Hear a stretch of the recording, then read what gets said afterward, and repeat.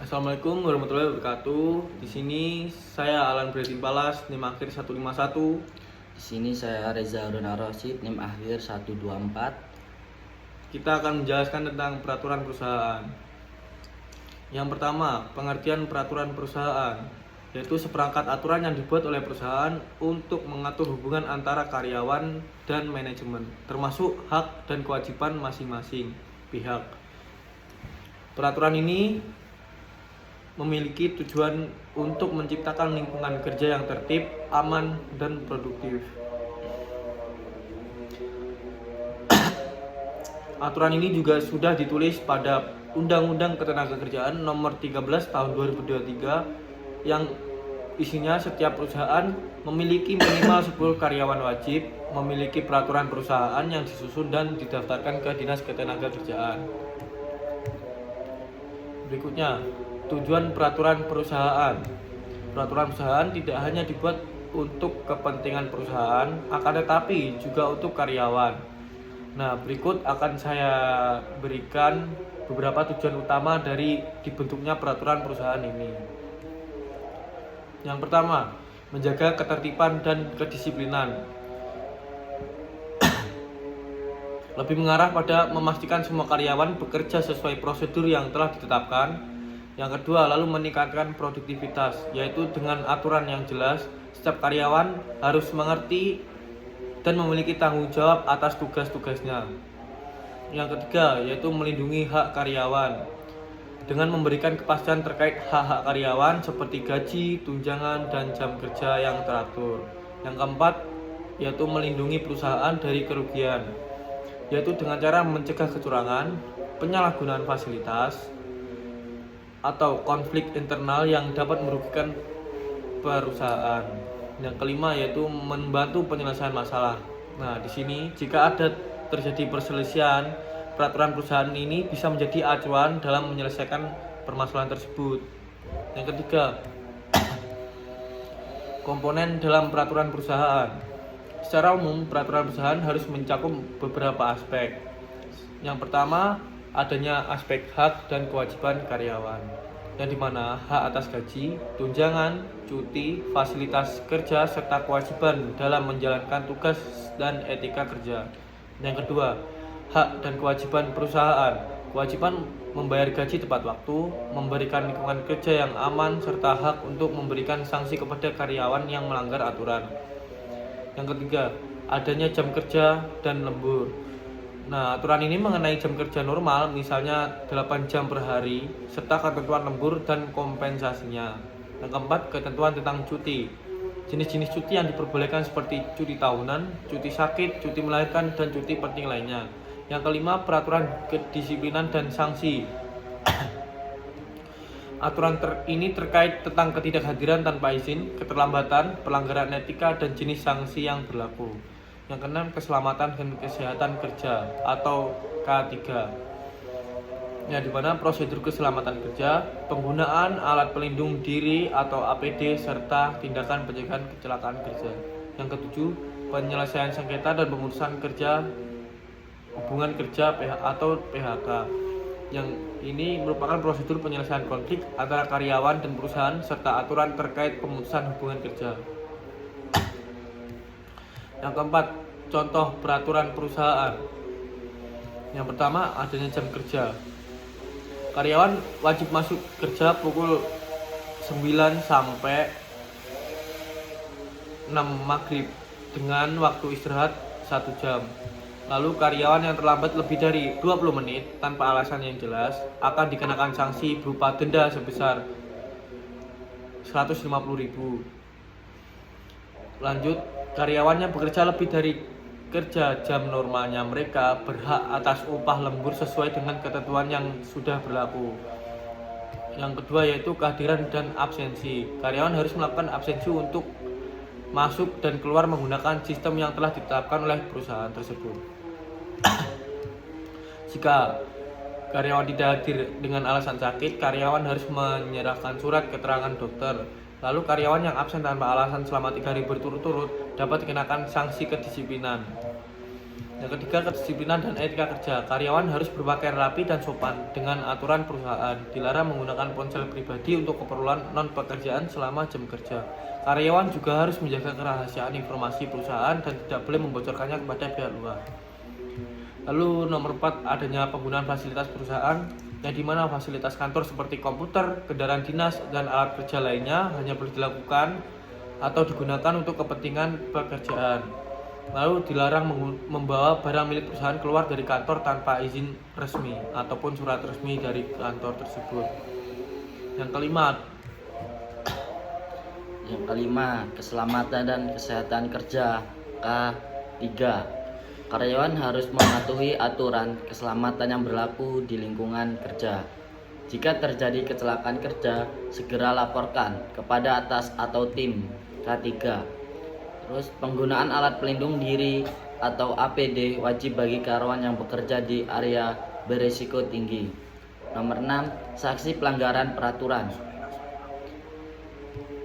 yaitu teguran lisan diberikan untuk pelanggaran ringan seperti keterlambatan atau kelalaian kecil dalam pekerjaan. Terus surat peringatan SP1, 2, 3. Jika pelanggaran berulang atau lebih serius, SP3 dapat berujung pada pemecatan. Pemotongan gaji jika pelanggaran menyebabkan kerugian bagi perusahaan.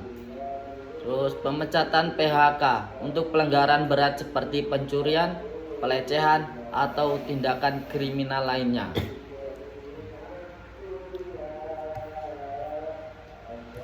Mengapa peraturan perusahaan itu penting? Mungkin beberapa dari kita bertanya-tanya, mengapa perusahaan harus memiliki peraturan? Bukankah setiap orang bisa bekerja dengan cara masing-masing?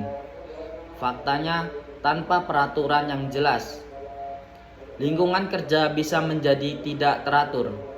Terjadi konflik antara karyawan atau bahkan menurunkan produktivitas. Peraturan dibuat agar semua karyawan memahami hak dan tanggung jawab mereka. Ini juga membantu perusahaan untuk memastikan bahwa setiap orang bekerja sesuai standar yang telah ditetapkan. Selain itu, dengan ada peraturan, penyelesaian masalah di tempat kerja menjadi lebih mudah karena sudah ada pedoman yang jelas. Jadi, daripada melihat peraturan sebagai batasan, jika sebaiknya melihat sebagai panduan untuk menciptakan lingkungan kerja yang lebih baik. Terus, hak-hak karyawan. Sebagai karyawan, kita memiliki hak-hak yang harus dipenuhi oleh perusahaan. Hak ini bertujuan untuk memberikan keseimbangan antara kehidupan kerja dan kehidupan pribadi kita. Berikut adalah beberapa hak utama yang harus kita ketahui. Yang pertama yaitu hak atas gaji yang layak, yang dimana setiap karyawan berhak mendapatkan gaji yang sesuai dengan kontrak kerja dan standar upah minimum. Gaji harus dibayarkan tepat waktu dan sesuai dengan perjanjian yang telah disepakati. Lalu, yang kedua, adanya hak atas tunjangan dan fasilitas. Selain gaji pokok, beberapa perusahaan memberikan tunjangan seperti tunjangan kesehatan, transportasi, makan, serta bonus tambahan, tergantung kinerja mereka, yaitu dengan memastikan untuk mengetahui fasilitas apa saja yang Anda miliki sebagai karyawan. Yang ketiga, adanya hak atas jam kerja yang wajar, di mana jam kerja normal biasanya adalah 8 jam per hari atau 40 jam per minggu. Jika Anda bekerja lebih dari itu, Anda berhak atas uang lembur sesuai kebijakan perusahaan yang sudah disepakati bersama. Yaitu yang kelima, adanya hak atas cuti dan libur. Setiap karyawan memiliki hak cuti tahunan minimal 12 hari kerja. Selain itu, adanya cuti sakit, cuti melahirkan, cuti penting lainnya yang harus diberikan sesuai peraturan yang berlaku. Lanjut, adanya hak atas lingkungan kerja yang aman, yang dimana perusahaan wajib menyediakan lingkungan kerja yang aman dan sehat bagi pekerjanya, yang dimana jika pekerja tersebut merasa nyaman dan sehat, tempat kerja tersebut dapat dikoordinasi dengan baik. Selanjutnya, adanya hak atas pengembangan karir, ya dimana setiap karyawan berhak mendapatkan kesempatan untuk berkembang baik melalui pelatihan, promosi jabatan maupun pengembangan keterampilan. Nah, lanjut yaitu adanya kewajiban karyawan. Selain memiliki hak, setiap karyawan juga memiliki kewajiban yang harus dipenuhi agar perusahaan bisa berjalan dengan baik. Berikut adalah beberapa kewajiban utama yang harus kita perhatikan. 1. Mematuhi peraturan perusahaan. Setiap karyawan harus mengikuti kebijakan dan standar operasional prosedur atau SOP yang telah ditetapkan oleh perusahaan. Ini termasuk aturan tentang jam kerja, absensi, hingga etika kerja. Nomor 2, menjalankan tugas dengan profesional, bekerja dengan disiplin, tanggung jawab, dan tepat waktu. Sangat penting untuk keberhasilan perusahaan. Hindari sikap malas atau menunda pekerjaan tanpa alasan yang jelas. Nomor 3, menjaga keberanian perusahaan. Informasi perusahaan yang bersifat rahasia boleh disebarluaskan tanpa izin. Hal ini termasuk data pelanggaran, strategi bisnis, dan dokumen penting lainnya. Nomor 5, menghormati rekan kerja dan atasan. Saling menghormati dan menjaga hubungan baik dengan sesama karyawan adalah hal yang wajib dilakukan. Hindari konflik dan selalu bersikap profesional dalam setiap situasi. Poin 6, menggunakan fasilitas kantor dengan bijak. Komputer, kendaraan dinas, atau peralatan lainnya harus digunakan untuk kepentingan pekerjaan.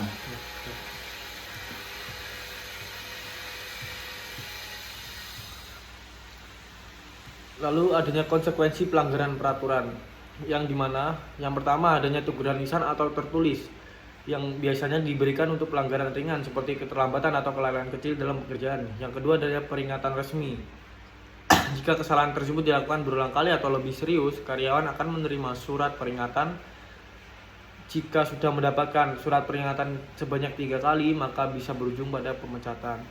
Yang ketiga yaitu pemotongan gaji atau sanksi administratif. Jika pelanggaran berdampak pada produktivitas atau menyebabkan kerugian bagi perusahaan, karyawan bisa dikenakan sanksi berupa pemotongan gaji. Yang terakhir yaitu pemecatan atau PHK. Jika seseorang karyawan melakukan pelanggaran berat seperti pencurian, pelecehan, atau tindakan kriminal lainnya yang dilakukan selama dia bekerja, maka perusahaan tersebut berhak untuk memecat karyawan tersebut secara langsung.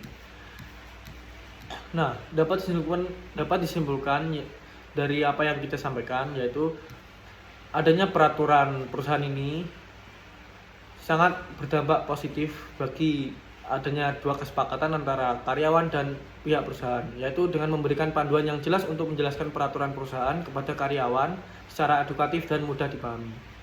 Sekian dari kelompok kami. Assalamualaikum warahmatullahi wabarakatuh.